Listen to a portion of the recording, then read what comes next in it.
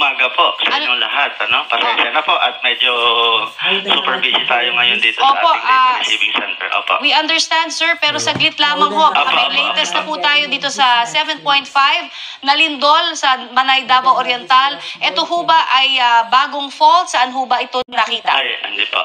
Yan nga po yung source natin na source natin ng actually yung madalas kagagaling ko lang po dyan sa Manay So this is basically the source of the biggest one, ito kasi along the Philippine Trench po ito. Hindi po ito bago.